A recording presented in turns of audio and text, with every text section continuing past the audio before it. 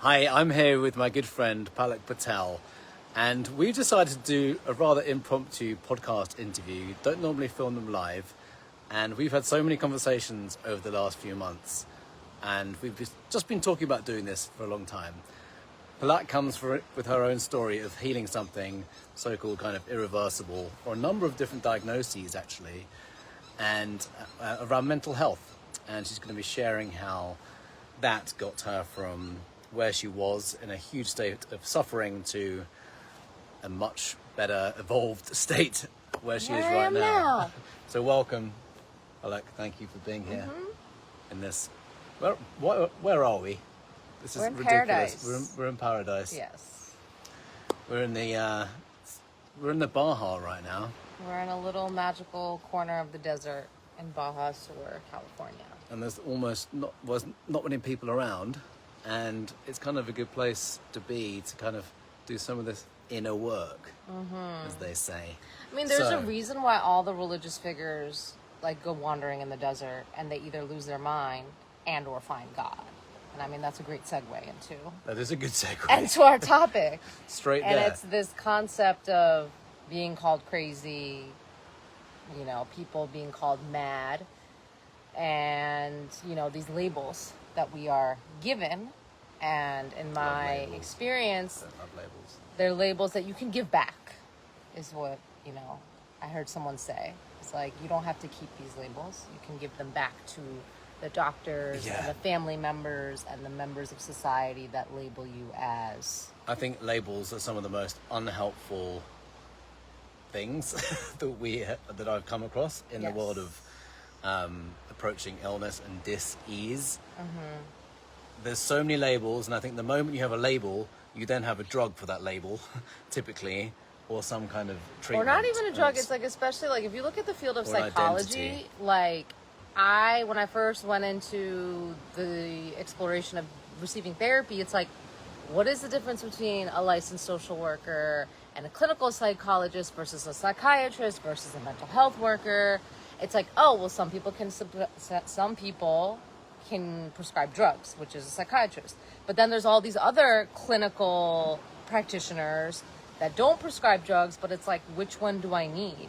Yeah. And then which one does my insurance cover? And then what is this person like? So this person does cognitive behavioral, and this person does inner child work. It's like, what do I actually need? And that whole process was so, if you are truly mentally ill, it's like, how do you actually navigate this process and receive help? And now is a good segue to go into how you got here, because you shared with me that you received quite a few diagnoses, diagnoses back in the day, and you said something very, very poignant just before we started.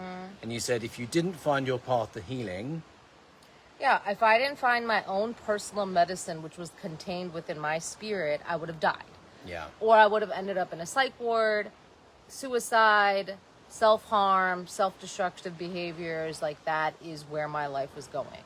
So can I ask you what kind of labels had you been given? So even before the labels, it's like, I experienced suicidal ideation since the age of 12, right? And so for someone to experience something that significant in terms of acute suffering, there's something bigger there, right? It's not just, you have this trauma, you have this history of mental health. There's something here.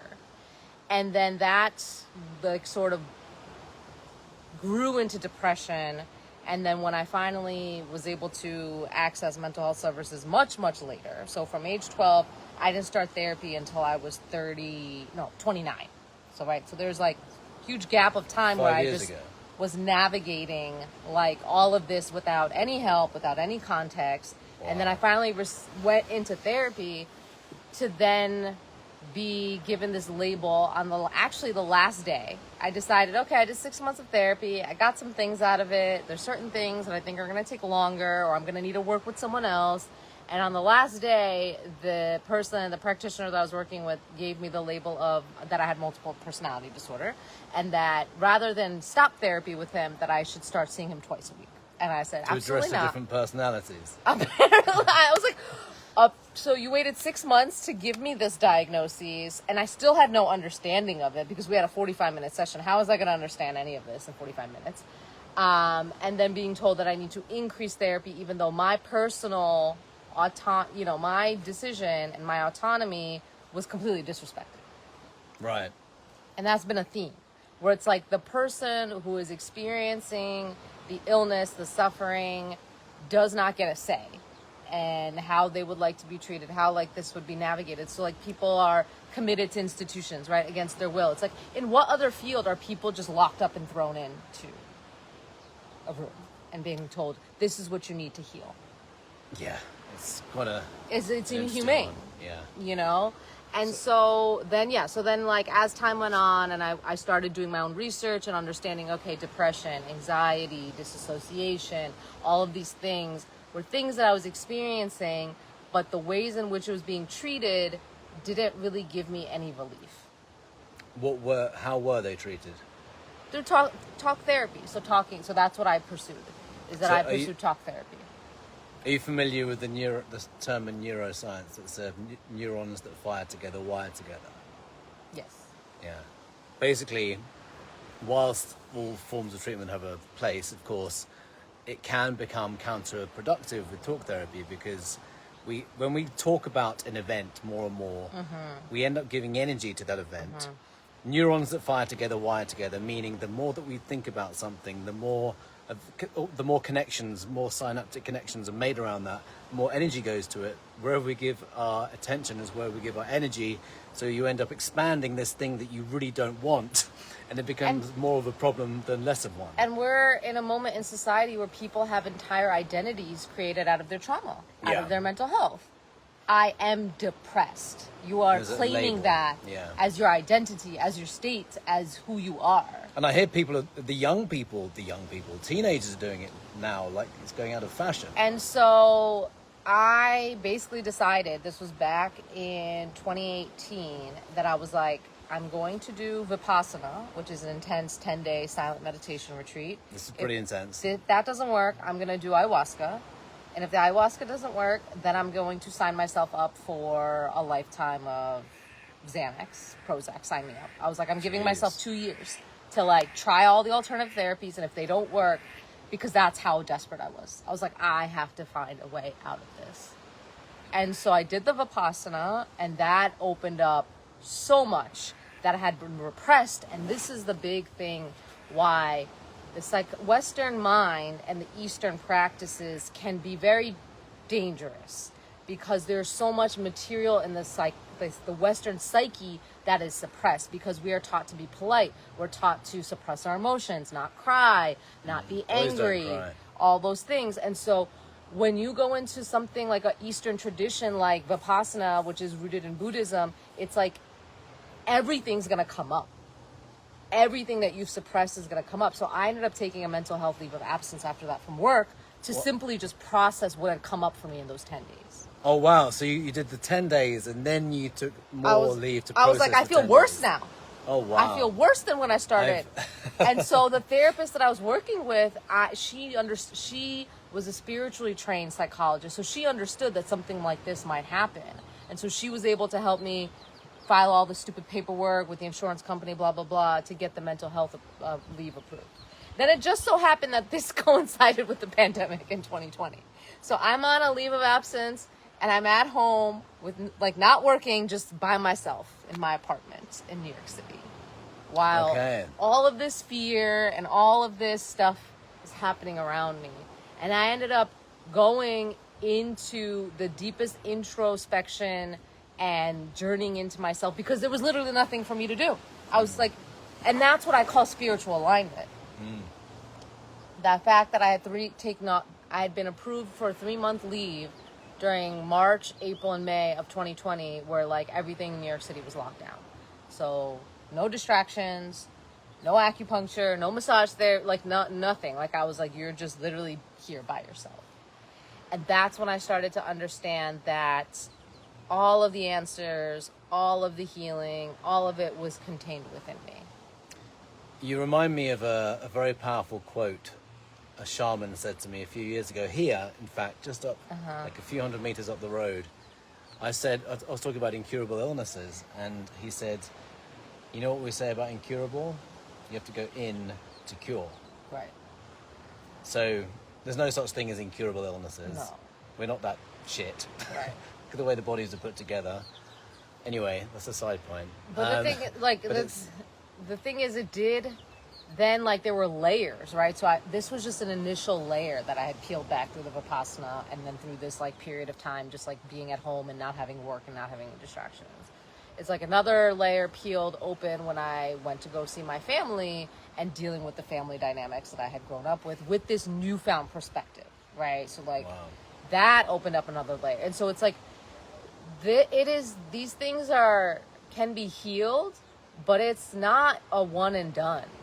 And it's layer by layer by layer, and this stuff is also deeper than just the trauma that you experience in this lifetime.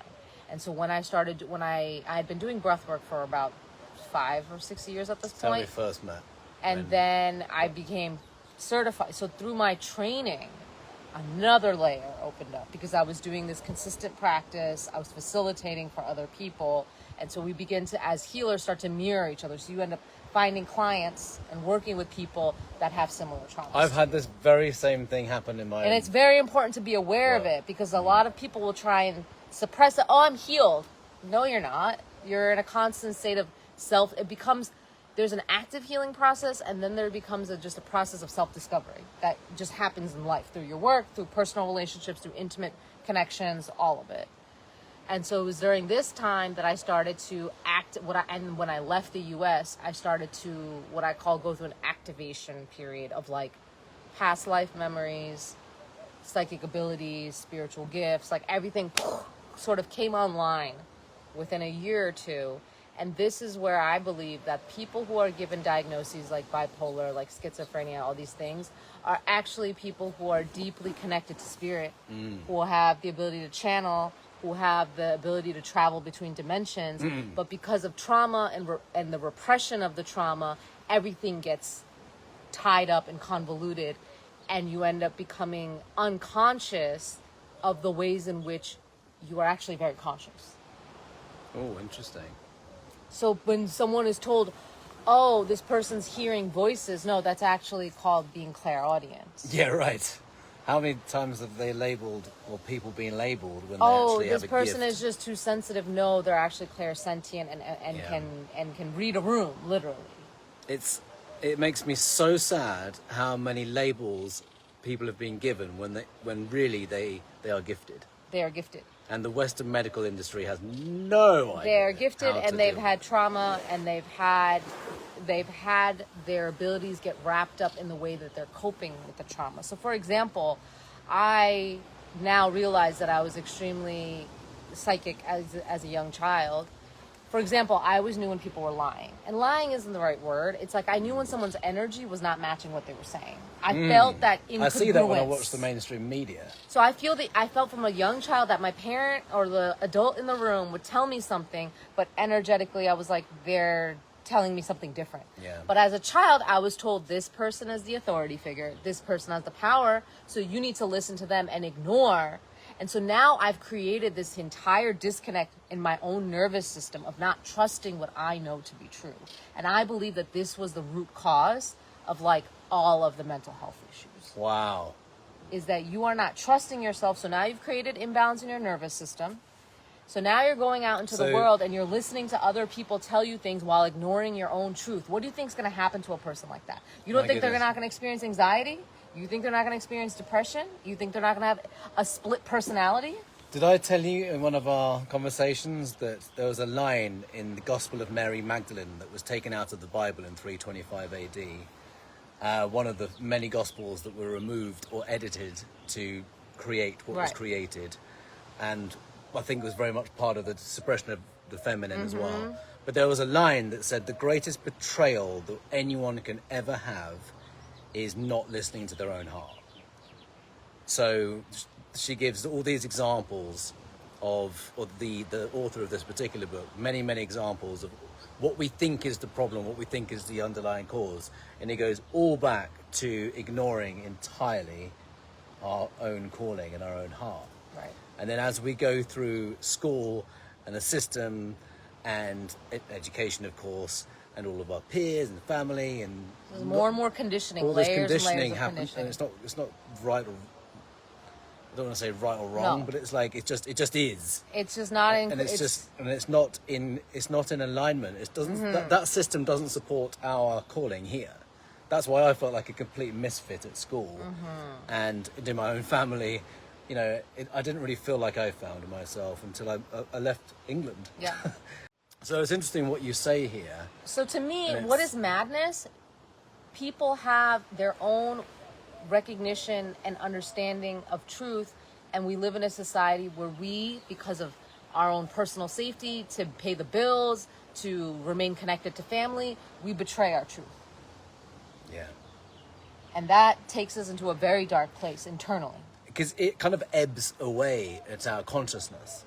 We just become further and nibbles further away, but it's like that truth doesn't change. That sense of self doesn't change. So for example, like one of the big things is borderline personality, for example. And what is the root cause of that? Not having a stable sense of self. What causes an unstable sense of self? You abandoning yourself. So literally as a child, I abandoned my truth, my knowing, because I relied on the adults in my household to take care of me. I had no choice. That's kind of a given when you're a child, isn't it? And then that nervous system gets wired that way, so you go on and become an adult and you're not even aware that you abandon yourself. You're just like, why do I always find myself in situations where people don't respect me? Why do I find myself in abusive relationships as an adult? That's all tied to nervous system work. And this is my biggest problem with Western psychology, is that we have all of the research. We have all of the medical and scientific research that says the part of the brain in which the trauma lives cannot be accessed through talking. It can be accessed the research says that. Yeah. So like one of the books one of the big popular books is The Body Keeps Score, and it Love sort of that had book. that like Love moment where everyone was reading it. And it's told that like people who have complex PTSD, which is what I believe, if I'm going to use any of the labels to describe what my experience was, I would say complex PTSD is probably the best one. And it's like, it says that people with PTSD and complex PTSD, like he would send his clients, the doctor who wrote the book said he would send his clients to like massage therapy, recommend yoga, find ways for them to get into their bodies so they can actually access the information that they need to heal themselves. To go in, to feel the emotions, to access the suppressed psychological material. And so for me, the ayahuasca, so I had experienced a trauma at a very young age that I had completely suppressed from my awareness, that didn't come through, not even until during the ayahuasca ceremony. It was months later, because my mind was fighting it so much. It's like, you cannot go there, you cannot feel that, you cannot experience that. It's like, that's how much our psychology has a hold over us. And that's why the Eastern practices are designed to liberate us from the mind having this control over us. But if we have that much suppressed material, it's like we need to experience catharsis before we can experience the relaxation that meditation and these practices offer. Which is can you talk about catharsis? So like breath work, for example. Yeah. That's a practice where you literally are bringing everything up, and then at the end you're able to relax. And like one of the... And sometimes my body almost every time starts convulsing. It's like this energy kind of releasing. Or even like waking up and shaking, or like going out and screaming and yelling in nature to process these emotions. And it's like the Western practice or the Eastern practices would be like, oh, peace and compassion. And it's like, no, we are so barbaric, like consciousness wise. Like, it's so funny that we think we're so advanced and we're so civilized, but actually on a spiritual level, we are like depraved and barbaric. And so we actually need to like go scream and yell before we can even access like some of these advanced technologies like meditation, Kundalini yoga, and all these things, because it's so subtle. So this is like ultimately where I got to, is then I realized that energy medicine is really the way. If you want to address something, and this is the other thing, like, yes, it took me a long time, it took me years to get to this point, but now I've come to a point in my journey and as a facilitator where like we don't need to spend years healing a diagnosis.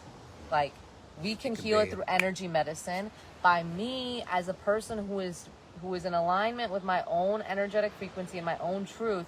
It's like I'm vibrating in a way that you are invited to participate, and that can rapidly accelerate the process of moving through a lot of these things, because you're working with someone who's like, you're not crazy. I'm going to affirm your truth. I'm not going to look at you and be like, no, you need to do it this way. It's like I work with people in a way that's like, you have all the answers. You have the medicine inside of you. I'm facilitating a process for you to literally spiral out and back into what that is.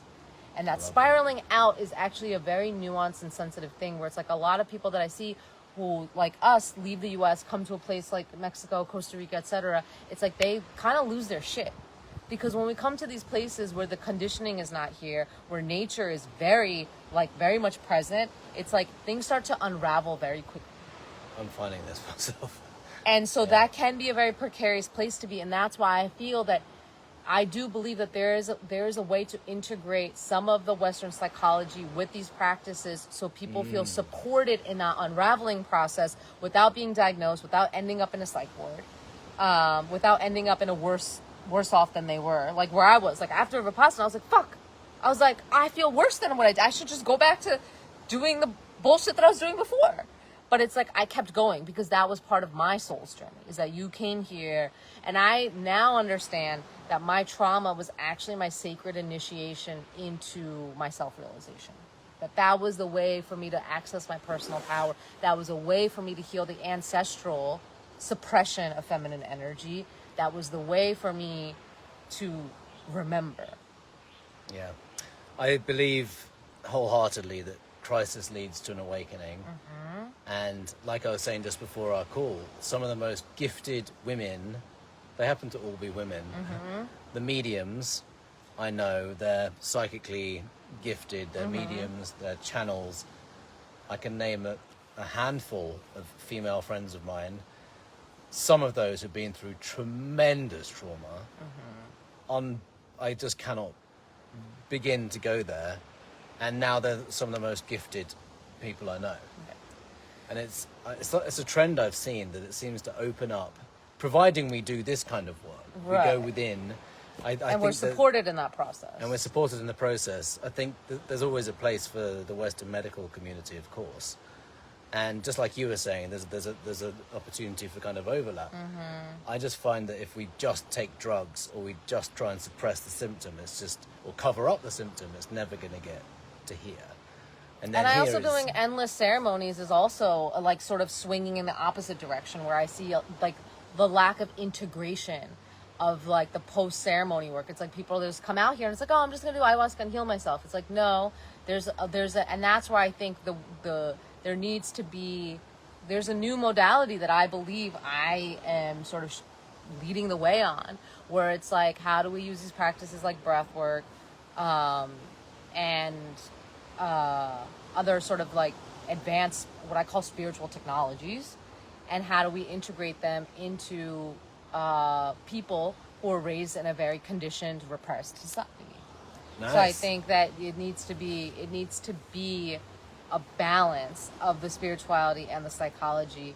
And I think that even like shaman, and people aren't going to be mad, but even like the traditional shamanic practices are also ripe for disruption. Because for me to just go to a healer and then they see what's in my field and they pull it and da-da, no. I feel that people should be empowered to activate their own abilities to be able to feel and see what they're experiencing, and to navigate through their own journey, through the spirit world, through the underworld, through the depths of their psyche. I think any practice that someone else heals me, someone else has the answer, someone else is channeling my guides, no. I believe that, I don't think these abilities are unique to a select few. No, I believe all of us have a way to connect to ourselves and to connect to divine collective wisdom. And I believe that this is not just something for like the exclusive and few, but it's like a fundamental right for me to be able to know what's going on within me, and for me to connect to my own guidance. I love that. You're reminding me of one of the most incredible healers I've met. She wouldn't call herself a shaman. In fact, I think you and I have spoken about her before. I met her in 2017, and she's very connected in the connected world. And I'm not going to give her name. She is someone who could extract energy, and even like cancer tumors, she could extract the energy, and the people would then heal themselves. She would never say, I healed that person. Right. She was like, I allowed the body to heal. I just removed some energy. And she would often say, if the person isn't ready, Right. she won't do it. Right. She has to get an absolute all in from the person, and then she'll go ahead and do it. Right.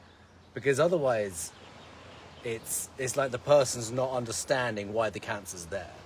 Right? And they're it's fighting. They're still fighting it. They're still fighting it as if it's because they've been they might have been told it's a genetic Right. disease or something, and so Right. they're therefore in victim state. But she will work with someone who's doing the work. They're doing what they can to get to the cause, and once they're there, I think people like her are like, what a blessing, because there's not many people like her. She can scan your whole field.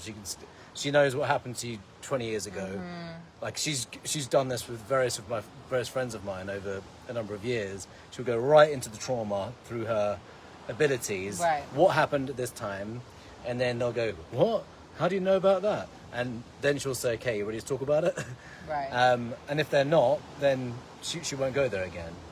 I don't know if we're all going to get to that level. And I think having people like her Yes. is an absolute blessing. And this is what I talk about, the integration work. So, for example, I talked to a friend of mine who's a Reiki master, and it's like, we had this conversation where it's like, if someone keeps coming to you to get the same energy cleared out of their field, missing something. we're missing something here. And Yeah. it's like, are you actually providing a valuable service to the client if they're not able to? Because it's like the way that I think about it, it's like, let's say you experience this trauma, it's sort of programmed into your nervous system, and then you start to do therapy, you start to open, okay, I have this dynamic with relationships, etc.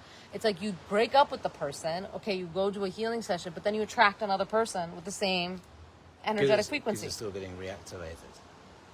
And so I think that all of these modalities are fine and great, but unless it's centered in the person really understanding, like, why is this energy coming into my field? Why is this disease in my family? Why do I have a hereditary disease of this? It's like really digging into it, then it's either going to come back or it generally presents itself in a different form. One thing I want to say at this point, it gets really interesting, doesn't it? To do all this exploration. Yeah. Oh yeah. It's not like a giant chore. It's like, oh wow. Yeah. Holy what? Whoa. This is cool. Oh, okay. Interesting. And the thing- also, this past life, I even shared with my family recently Yeah. about a past life reveal that's been presented to me. I came into this world with already an existing huge thing around betrayal, actually, and then there's other things that have happened in this world that are built on that. Right. And therefore I get to sit with it and alchemize and really feel it. I shared on social recently, I shared it with you as well, reading the book Letting Go by Michael Singer, where you can actually, once we can identify the emotions, Yes. but potentially connected with an event, we can sit with it and allow it to kind of alchemize. Right. Where most of us want to just avoid it. We'll go and distract ourselves, or drink, Right. take drugs, or Right. whatever else, or watch TV, or whatever it is. But when we actually sit with it, and we feel it, and we allow it to be felt, it doesn't stay with us for that long. But we can avoid it for No, but it's years. also where the medicine is. Yeah. Yes. You have to digest the emotion to receive the medicine, and then you offer it to the once you have your medicine, then you can offer it to the world. So tell me what. Okay, let's go there. Give me an example of the medicine. I believe my personal medicine is alchemy.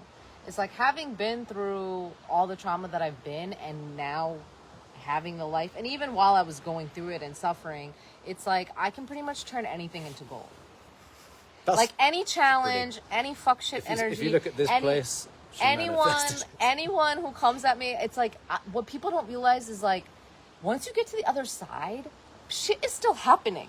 Like disease is still there. Challenging people are still there. Like all of this stuff doesn't just magically go away, right? That's what spiritual bypassing is. You're like, I'm going to do all these things, and then like, no one's ever going to disrespect me ever again. No. Now I think it's fun when people disrespect me, because I'm like, bitch, where this is coming from, where it's coming in from you, what it's activating in me. And so I just get to be this like magical alchemist that gets to transmute and transform the energy. And maybe the relationship survives, maybe it doesn't. But what people don't realize that this journey gives you is it gives you such a tremendous level of freedom from fear. That if I get sick, if someone comes to me and does something, if this circumstance, messes up whatever this plan is, it's like there is opportunity in everything. There is opportunity and so when you become what I call shifting from a karmic sort of, a karmic focused life and repeating these cycle after cycle, and you're just like, same thing keeps happening to me, to a dharmic path, it's like you just look at everything as like opportunity, growth, goal, like, because at the end of it, seeking the blessings in all the adversities, basically, and it's a lot easier said than done when you're right in the middle when you're in it. Yes. And it's not to say that it's not really, really difficult at times, but there will get a point where it feels less intense. It's still there. I'm finding it now. But the layers are subtle. There's more playfulness. There's more joy. And I think also people get trapped in staying in this, like, I have to be healing all the time mode. It's like, no, there's a time to just then have fun. Yeah, totally. I think you need a little bit more fun. Huh? I think you need more fun. I know, I need to have more fun. You need more fun. Definitely need more fun. I've just taken up freediving. Yeah. And I kite surf. Doing things, yeah. And it's like, it's kind of fun. You're able to just experience life more because you're not like, because there was a point in my life where like, I can't do this, it's going to trigger me. I couldn't be around people. I can't date because it's going to bring up this wound. It's like we just limit ourselves. And sometimes we literally just cannot have anything in our life. Just sit with ourselves and just move through it. But just know that if you're in that point in your journey where you're just like, I'm just in my shit constantly. It's like one thing after another. It's like there's a good time to play. There will be a point where it's like a pendulum will shift. And it'll feel less and less. You'll have more and more. You will feel more and more resourced. Like for example, like the family stuff never goes away. Like our deepest stuff. I had something come up recently, and I was initially like, I was just waiting. I was like, I'm just gonna sit with it and wait for the anger to come and wait. And then something new came, where I was like, oh wow, I'm so glad that this happened because it shows me how far I've come. And no one can trigger you like your family. Right? If someone said... They say you're spiritual until you go and see a family. Right. So if someone could say something to me, but if it's like a family member that says something to me, it's a completely different reaction. Whole different ball game. And so for me, I was like, my family will continue to provide me with like a reality check. How much have you really healed? How empowered are you really? Right? And so my whole... And so the thing is like, consciousness actually doesn't shift. Consciousness just is. Love just is. It's that our perception expands, shifts, changes, and our ability to receive love changes. But consciousness and love just, to me, that's like, we want to wrap up on that. It's like, whether you've done DMT or had just like an amazing transcendental experience or whatever, you're at a point where it's like the underlying fabric of our reality is consciousness, and the underlying energy of everything is love. Yeah. And the Beatles were right. Love is all you need. That's what I'm saying. They were, and to me, it's like when you become a master of your own medicine, you can change anything that's in your life into love. Like that's when you know, like, I've made it. That's when you're evolved. And you become an antithesis and a direct disruptor to everything that's around us, which is a fear-based reality. It is a fear-based reality.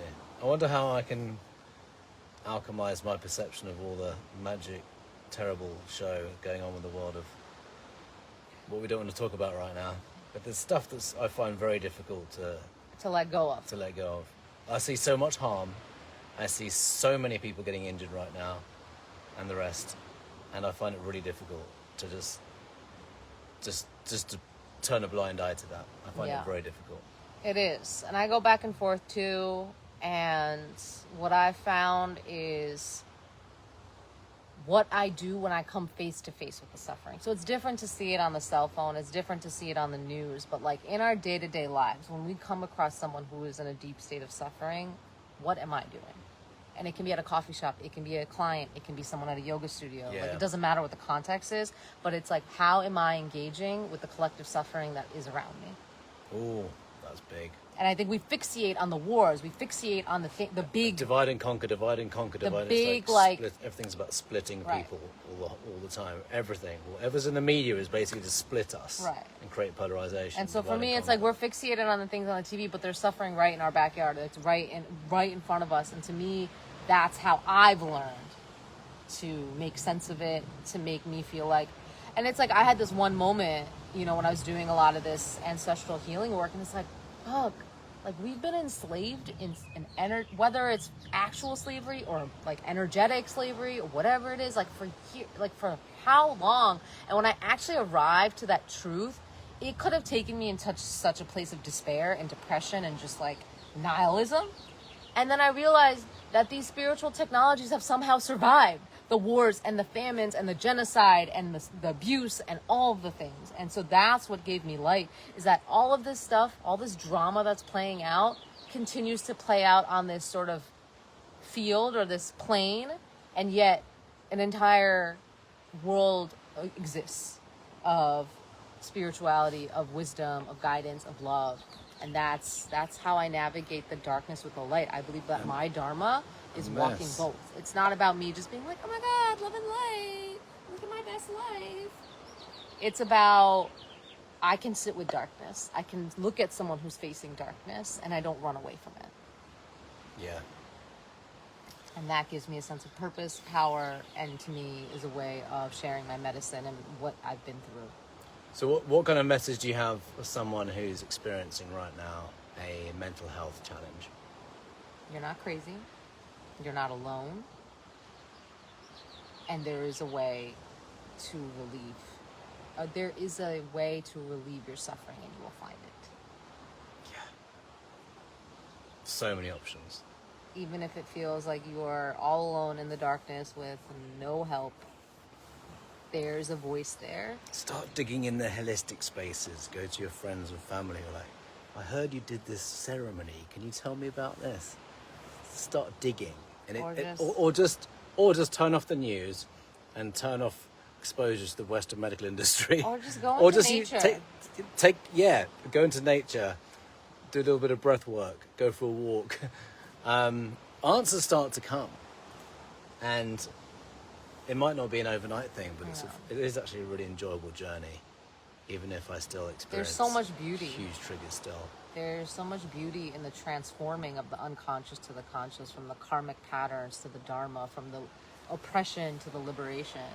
And then you start to experience other magic, like how we can heal each other with energy and then manifestation and these gifts, like learning how to remote view, for example. I've done a bit of that.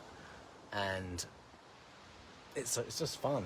I just feel so much love. Like I go walk into the cactus forest that's here, and it's like the plants have so much medicine and wisdom. The water has so much wisdom and medicine. It's all around us. We just have to be willing. I believe that our biggest barrier is just all of the conditioning and all of the trauma and pain have created such a thick wall of resistance to receiving love. And I think once we start to unravel and start to receive, love is the most terrifying thing ever, because it transforms everything into that. And then you are no longer separate. You are no longer separate. You're no longer this person on an island. You are the ocean.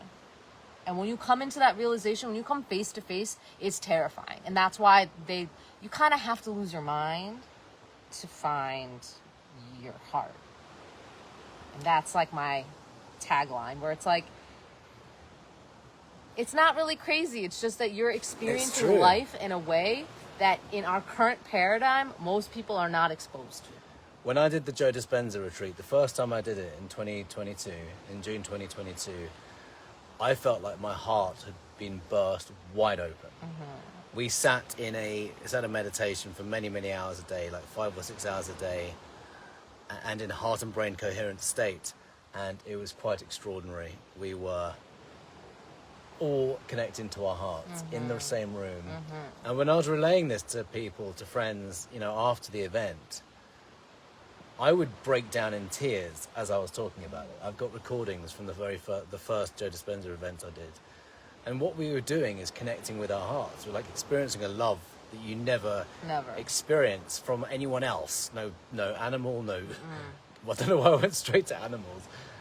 Partner, children, parent. It's not the same love at all. It's like a love from within, and I saw people heal like that. Yes. Because it's just a woof. It's like it heals So every if we cell. really want to get to the root of it, like love is the thing that heals us. Yeah. It's connecting to our own source of love, and we can do it a million different ways. And each of us has a unique modality, path, practice, whatever it is, spiritual practice, etc. But when you connect to that source, it's like you open up a foundation, a fountain, and then it just grows and grows, and that's why there's more layers that come up. And it's like the more, the bigger your foundation is, and the bigger access you have to the love, of course the deeper pain is going to come up. Of course the ancestral, oh, this girl finally got connected to love. Okay, so all the ancestors are going to show up, and they're going to be like, she knows. And then you end up guiding them in these other dimensions, which, like, I'm going to tear up just thinking about it. It's like, I have the power to do that. I come from a family of women who suffered and suffered and suffered and suffered in silence. And I get to heal that within me, and that they're connected to me. Love that. So. Love that. It gets exciting, doesn't it? It gets really exciting. I love that love is It's everything. Is everything, and it is the essence of what heals us. Sometimes I feel like the way people have a spontaneous remission, like we know scientifically that the chemicals of love, that the brain triggers a cascade of whole chemicals based on a thought of love. And our brain chemist literally causes the body to secrete a concoction of chemicals of love, which then heal the body. We know this scientifically. Even the Joe Dispenza Source documentary that was recently filmed discussed this. So if we can say that scientifically, my intuition with spontaneous remission at these events, whether it's Vipassana or Joe Dispenza or whatever else, is it's like they let go of all the resistance to the love coming straight through, and just. But that process of letting go of resistance is very tricky. Oh God, it takes forever. That's not what forever. Holds, it takes a long time. And it's okay that it takes a long time, because if you try and move too quickly, it becomes very destabilizing to your psyche, and that's why I think the psychology part is really important for us to grasp that, like, mentally be like, I was abused my entire life, and then there's just like a source of love inside of me. That truth coming to integrating is a journey that takes that requires patience, grace, time, because it's so disruptive and it is so disruptive. And what a threat to one's belief and one's paradigm. Entire reality, relationships, whole reality check. how you're connected to all of it. And so that's the part where I say you kind of have to lose your mind, because the whole point is like your heart becomes awakened, and then your mind starts to be its servant. And we live in a society where the mind is command. It's the all-knowing, seemingly thinks it's all-knowing, and it's become our line of defense, because we live in a loveless society, and I think that's the root cause of all the disease. Totally. I think so many people have been disconnected from this love. In indigenous cultures, they would always say the head brain needs to be in service to the heart brain. Or they'll say it in a more eloquent way. Right. They'll say the head is in service to the heart. And it's like...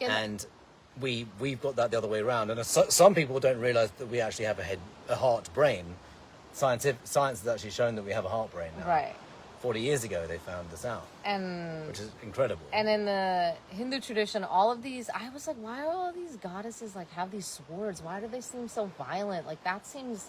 And so I really studied it's like there's so much complexity and depth to some of these esoteric practices, where I was like, oh, the sword is a representation of the mind.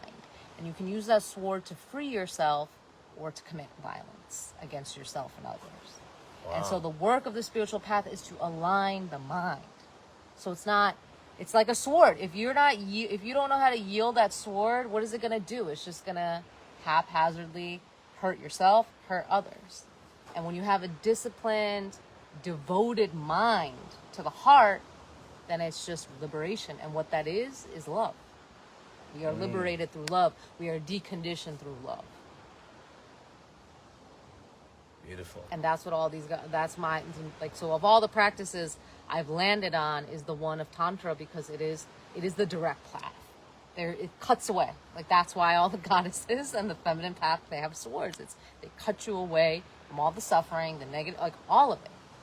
Wow. And it's terrifying. There were moments where I was like just absolute sheer terror when I looked face to face, or rather energetically experienced what that grace, what I call the grace of Devi, or the grace of the goddesses. It's like, holy shit, I'm that. And that's my creator, not mommy and daddy. Mommy and daddy had a contract to bring me from that realm to this one, but they're not my creator. And so we spent all of our lives seeking that love from our family, from our parents, from our significant other, when it's like, and so to me, like, that mysticism is not just some like cool, like, oh, I like live in a remote place type thing. It's like mysticism is actually a path of how to like live in this world. And what I love about Tantra is like, there's no renunciation. There's no abstaining from drinking or sex or meat or any of this stuff. It's like, it's fully engaging with life. And that enlightenment is possible through just finding love in every single thing that exists, including the darkness, including the suffering. Wow. And so I found those practices to be the most transformative. That's huge. I walked into a tantric meeting last night. Well, it was a dinner. Yeah. But it was, that's huge. That's huge. So, how should we wrap this up? I think finishing on love and Tantra is amazing. I do love to ask my guests what your number one secret to vitality is. Without any prep. Love. There we go. Love. And all the Beautiful. paths. That's when you were saying, so we can circle on this, like when you're saying there's all this stuff going on, it's like underneath all of it there is love. And it's our task as humans to find it, to find the light in the darkness. To find light in the darkness. Yes. To find blessings in adversities. Because light always yields. Or the darkness always yields to light. And when you're right in the thick of it, that's when it's the hardest. But that's when you find it the most. Yeah. That's where you find it. Yeah.